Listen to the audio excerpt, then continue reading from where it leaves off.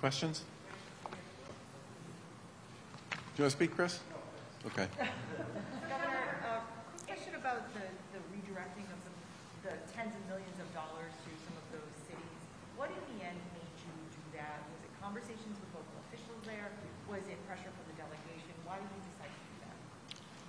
Well, when this issue was first brought to our attention, and when you look at the numbers, just generally, when you have, what I would describe as relatively better off financially communities getting $70, $80, $90 million, and you have places like Chelsea and Everett and Methuen and Lawrence and Randolph, which have been hit pretty hard by the pandemic and don't have the kind of resources many of these other communities have, getting $6, $7, $8 million. It was pretty clear that there was a problem there, and we began a series of conversations with the leaders in those communities to try and figure out sort of how to frame what we might do together to solve it. And once we reached what I would describe as a general agreement about the problems they were looking to deal with as part of their own initiatives, we then talked to the folks in the legislative leadership here about incorporating that into the planning that we're doing with respect to how we do allocate federal resources that are part of the ARP. And we reached out to folks yesterday and told them. Can you give us an update also on the FEMA mass vaccination site? We heard that from you first at that hearing the other day. I don't remember how long ago we applied. How long ago did we apply for that FEMA site? The initial was in February, and then So we've been talking to the delegation about it. We've been talking to the administration. We applied in February. We expect that we'll hear sometime soon. Where would you like to see it go? I'd rather talk about where it would go after I find out if we're going to get one. Governor, the federal government is expanding eligibility for vaccines to some essential workers who are still not eligible in the state, like construction workers, media, law. Would you consider to avoid confusion, bringing those people into the state program? Okay, I'm not familiar with, when did they announce this? American Rescue Plan as well. It was in the legislation? I'm just not familiar with this. When did they announce it? It's part of Biden's plan. It was in a news release that the White House put out, along with the money that, is being allocated to states from the federal government, and also just saying that people in the 1C tier, which is essential workers, are now eligible. I'm not familiar with this list. We'll obviously talk to the team about it and discuss it with the Vaccine Advisory Board. We've tried pretty hard to make sure that there's some alignment between what they're talking about and what we're talking about. But I'm not familiar with this, so we'll have to get back to you. Governor, I remember you said that the mass sites now, everyone's allowed to go to the mass sites. How does it work with the federal, like the community health centers, or if they do change their eligibility at all? How does that work? Is everybody eligible to go to any site, or is it just the mass sites? Like if it's community health that are federally fed the vaccine directly? Well, there are currently two big channels that the feds support directly. One is the retail pharmacy channel, and the retail pharmacy channel, for the most part, abides by guidance that they get from us and from the feds about eligibility. And there hasn't been that much of a difference between their rules and ours.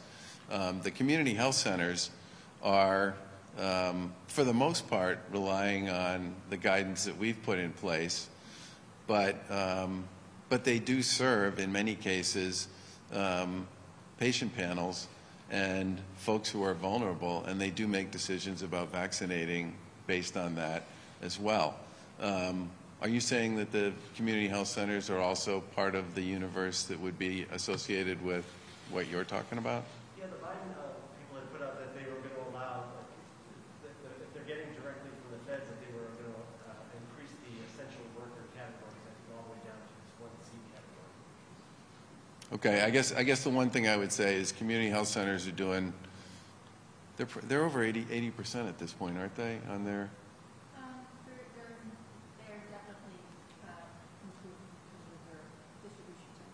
Yeah. I guess the one thing I would say is we want to make sure they continue to take care of the people in their communities. And I would just want to have a conversation with the Mass League and figure some of those issues out as well. Governor, can I ask you about homebound people? What's the universe? How many people are we talking about? And do you get the sense that most health departments do want to reach these people as opposed to going through? Do you want to speak to that? I'm going to let the Secretary handle that one. So the universe is about 25,000 individuals, and it's about 170 local boards of health will be responsible for who stepped up. We surveyed all of the local boards of health, like who wanted and could do this work, and so it's 170 of the 351, and then Community Care Alliance will do the remainder. And it, around the population, it's about 60% of the population will be covered by Community Care Alliance. How many Can you vaccines? explain the timing? Why now? Is it because it was so complicated, or is the timing now just No. because this is what we want to do? This has been, as we continue to roll out the vaccination program, we always knew that there would be individuals for whom we have to go to them, whether it's in certain communities of color, disproportionately impacted communities, and individuals who are homebound. The federal government came out with some guidance on definition of homebound, but we've been working with, as I said, Commonwealth Care Alliance, and since they're a health plan, they have done this very successfully with the 500 members they have within their duals program.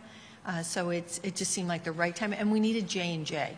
J&J really is one of the things that makes this the ability to just roll this out.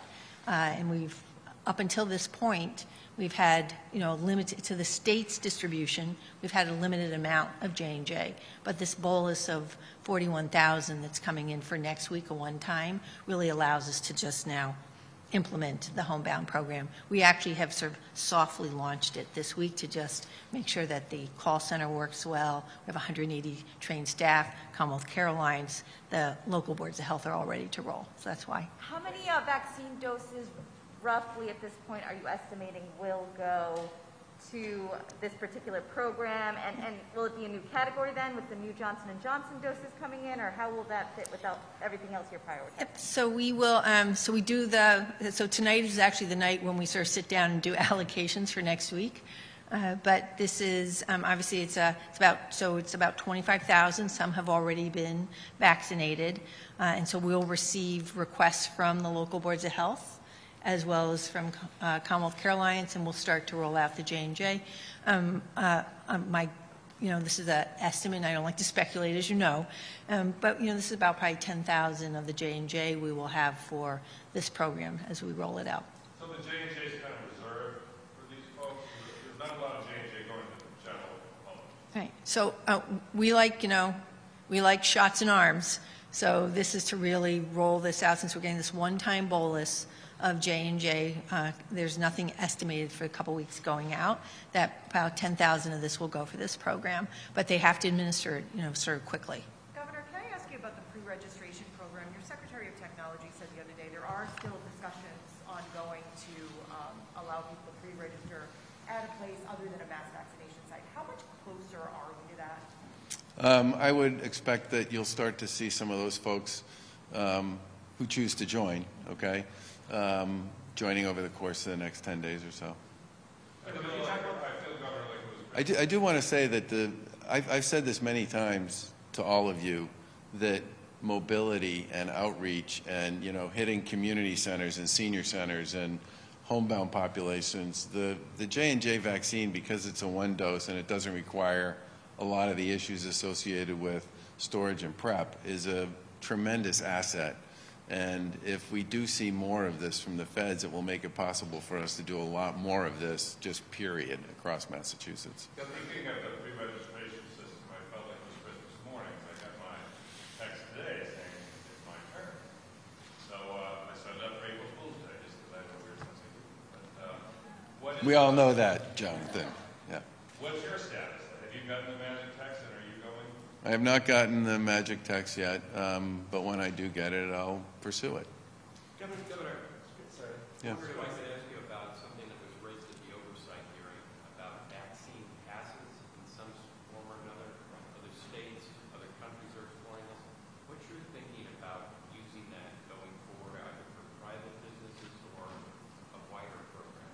So,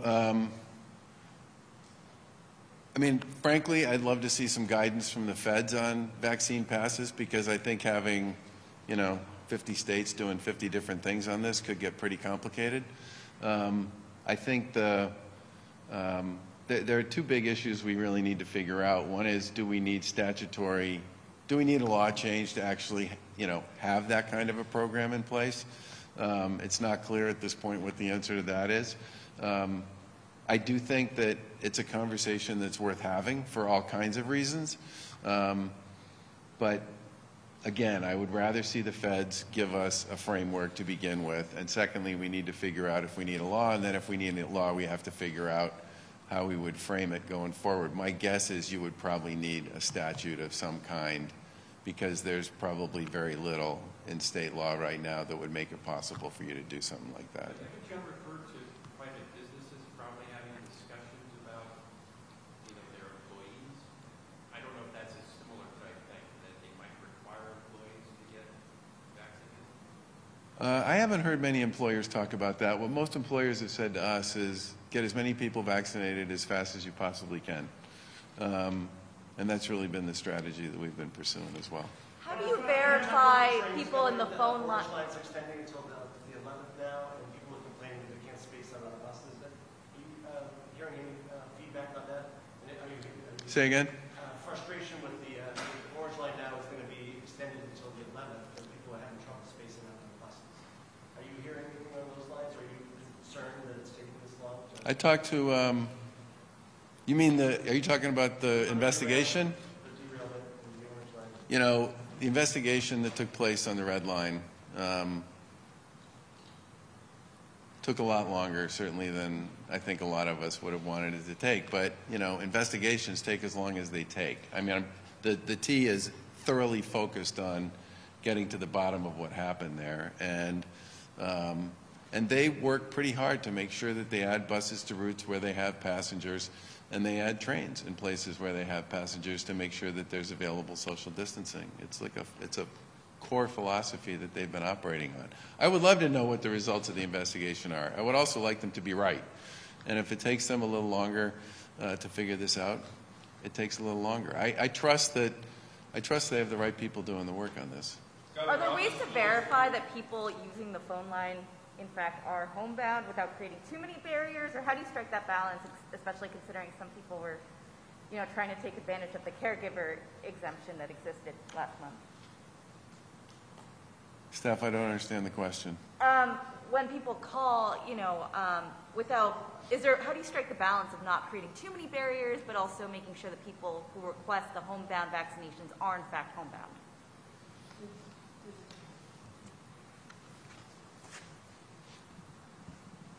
Thanks. So there is a screening process.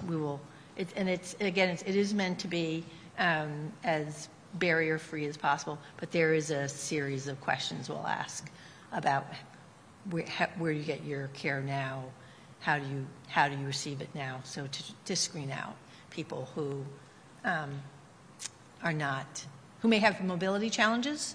And if you have mobility challenges, but you don't need a two-person assist or an ambulance to get to your medical appointments, we will then help figure out how to get you to get vaccinated. So it is meant to be as barrier-free as possible, but there is a series of questions to cue you in for us to then schedule. Thanks, everyone. I do want to give Bruce, you started to ask a question? Yeah, I was curious that the speaker this morning delivered a speech to the Chamber of Commerce where he talked about. The reason he's in a hurry is because I have to go to another event, because this press conference got moved because of the speaker's remarks. Okay.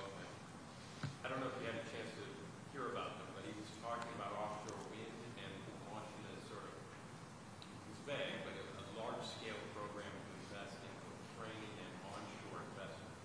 Is this something you would support? You want to get behind?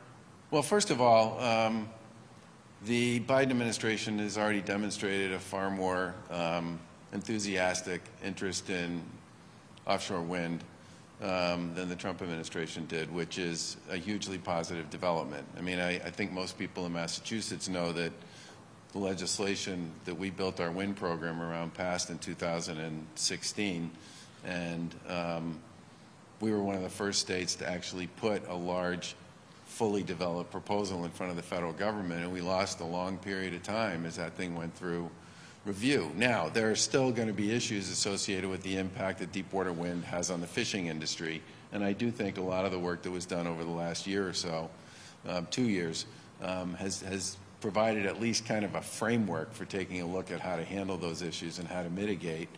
But I would love to see significant urgency brought to the whole question of offshore wind, and we continue to make investments and have made investments in the South Coast as we've moved forward on this. And if this is something that the legislature wants to work on, I think it's a great idea, because if you believe that there is going to be a very significant wind presence off the east coast of the U.S., and I do, started, by the way, by the bid that we did, which proved to people you could actually do deep water wind and make it affordable. There's going to be a ton of work that's associated with that, not just in terms of the turbines and the platforms, but all the issues around transmission and infrastructure that are associated with that. So I think that's a big opportunity, and that's definitely something we look forward to working with the legislature on. Governor, you going to ask the climate bill? Yes. Can I ask you real quickly about the schools? 77 districts applied for waivers. Is that a disappointment to you? Well, a bunch of the waivers people applied for had to do with cohorting kids, which is appropriate. I mean, I don't think the department was particularly concerned about those. In some cases, they raised some pretty legitimate questions. But 90% of the school districts in Massachusetts are going back the beginning of April, which we think is great. Some of the bigger districts have more complicated challenges associated with that, and they're going to be a couple of weeks behind the ones that go first. But at this point in time, pretty much everybody's going to be back in person in the month of April, and we have 177 districts so far that have signed up to participate in our weekly surveillance program, and many districts that are currently doing it, and it's been a tremendous asset to them in providing kind of a sense of security about what's going on with COVID inside their facilities and their operations. So I'm actually pretty excited about where we are. Thanks, everyone. Thanks, everybody. Thanks.